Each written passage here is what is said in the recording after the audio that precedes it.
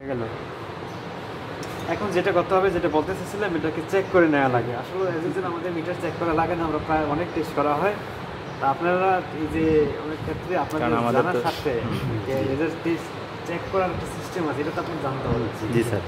তো এই চেকটা করে কীভাবে চেক করতে গেলে বাফার সলিউশন দিয়ে আমাদের সিস্টেমটাকে চেক করতে হবে। তো এটা সব সহজ কাজ। সহজ কাজটা হলো এখানে 3 রকমের বাফার সলিউশন আছে। এটা একটা বাফার সলিউশন, এটা একটা বাফার সলিউশন, এটা একটা বাফার সলিউশন। কয় রকমের বাফার সলিউশন আছে? 3 রকমের বাফার সলিউশন। ভালো করে খেয়াল করুন। পিএস এর একটা স্কেল আছে, যেটা স্কেল মানে পিএস এর রেজাল্টটা 0 থেকে 14 পর্যন্ত হতে পারে। যেহেতু রেজাল্ট কত থেকে কত?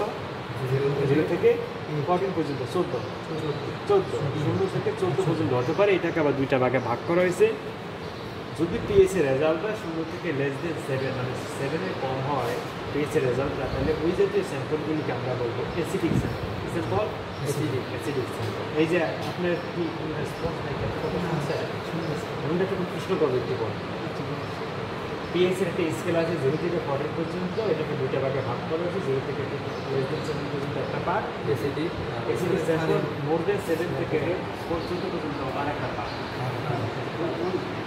যেসব স্যাম্পলের রেজাল্টটা 7 থেকে 14 এর মধ্যে পাবো, ওই ক্ষেত্রে স্যাম্পলগুলিকে আমরা বলবো ক্ষারীয় স্যাম্পল বা অ্যাসিডিক ইনফ্লুয়েন্সা।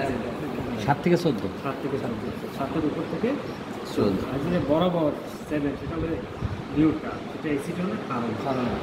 কথাকে বোঝা যাচ্ছে?